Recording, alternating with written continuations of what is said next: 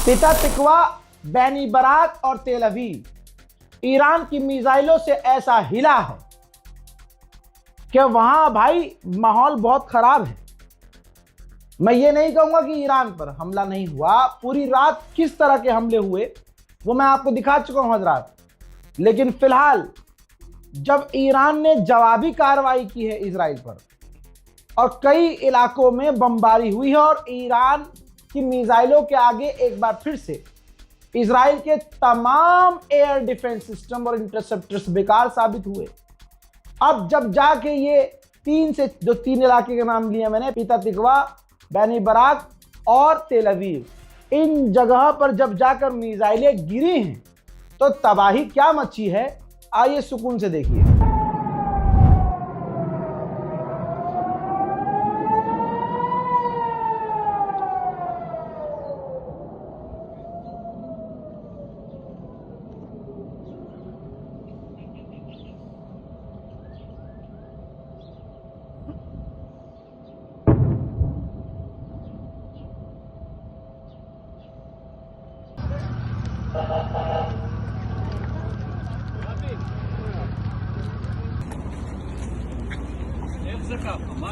باي حبيبتي باي.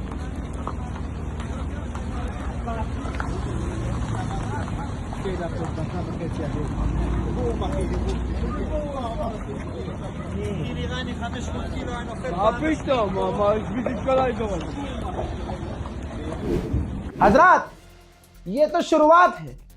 Iran की एक दो मिसाइलें नहीं गिरी हैं। और आप नोटिस कीजिएगा, अब मैं आपको एक फ्रेम में एक वीडियो नहीं, मैं आपको कई सारे मंजर एक साथ दिखाऊंगा और गिनते रहिएगा और कैलकुलेट कीजिएगा कि कितनी तबाही आपको नजर आ रही है। सोचिए कितनी बुरी तरह से इजराइल के डिफेंस सिस्टम फेल हो रहे होंगे। अब देखिए, נפילה מול הבית שלי, באותו רחוב מול הבית ממש. וואי.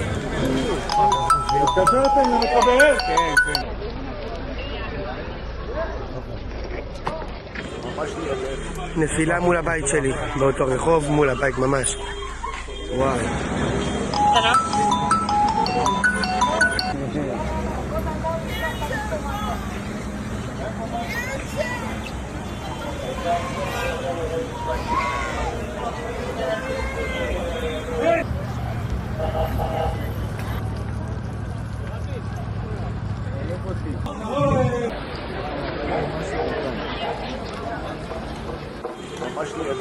נפילה מול הבית שלי, באותו רחוב מול הבית ממש.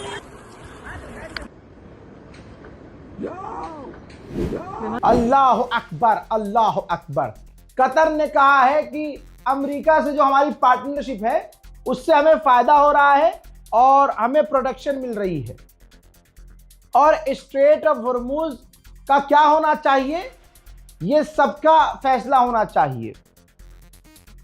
और अभी जो बातचीत चल रही है उसमें हम शामिल नहीं हैं। मेरे दोस्तों, ईरान कह रहा है कि भैया ये पाकिस्तान अकेले अकेले खेल रहा है, भाई हमारा कोई रोल नहीं है। पाकिस्तान ऐसा बीच में उछल रहा है कि जैसे सब कुछ यही कर रहा है। अब पाकिस्तान का विदेश मंत्री पहुंच गया चाइना, जहां वो ईरान के मुद्दे पर चीन से बात करेगा। कमाल ये है कि ईरान कह रहा है कि मीडिएटर्स जो भी कर रहे हैं उनसे हमें मतलब नहीं है, हमारी कोई बातचीत नहीं चल रही है।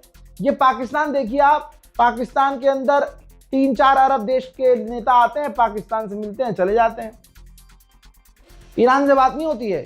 फिर ये चचा उठ के जा रहे हैं चाइना की ईरान के मुद्दे पर, जबरदस्ती ये बन रहे हैं, मतलब समझ रहे हो, नेता बन रहे हैं।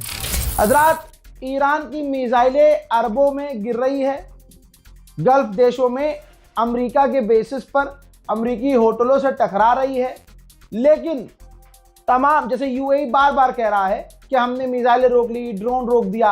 अब देखिए दूसरी तरफ कह रहा है कि ईरान के हमले में हमारे 4 लोग घायल हुए हैं। अबे अभी तो तुम कह रहे थे तुमने रोक ली, तुम रोक रहे हो, तुम्हारा डिफेंस सिस्टम बहुत बढ़िया, अब कैसे गिर रही हैं मिसाइलें?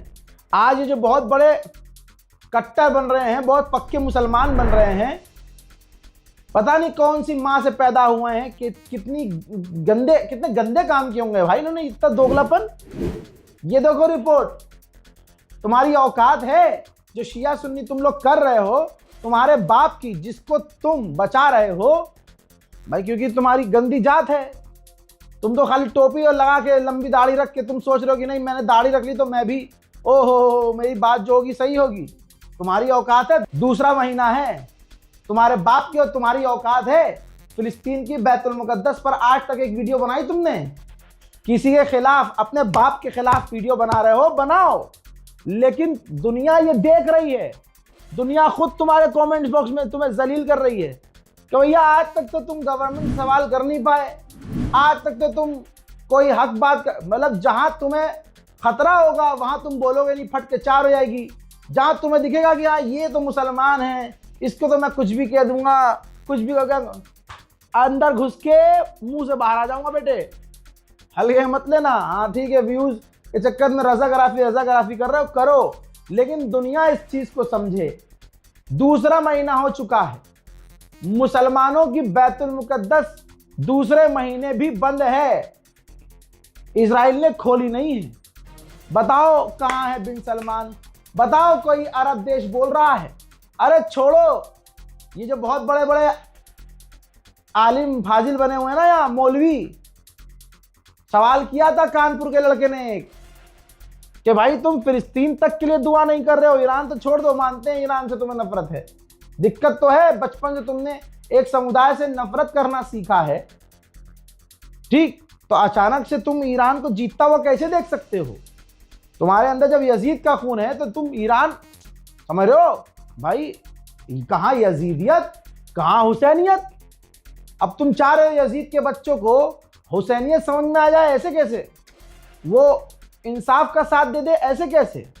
खुन्नस कहीं ना कहीं से तो निकालनी है। यूएई एनकरेज कर रहा है कि ईरान पर हमला जारी रखो, जबकि 120 बिलियन डॉलर का यूएई को नुकसान अब तक हो चुका है। ईरान के राष्ट्रपति पेजेशकियान ने इराक को शुक्रिया अदा किया है कि जिस तरह से इराक हमारा और इराकी हमारा साथ दे रहे हैं। उधर ईरान ने 2 लोगों को फिर से आज फांसी दे दी है, जो ईरान के अंदर आतंकवाद फैलाने वाले टेररिस्ट ग्रुप के मेंबर्स थे और ईरान के अंदर बड़ा कांड करने की तैयारी की थे।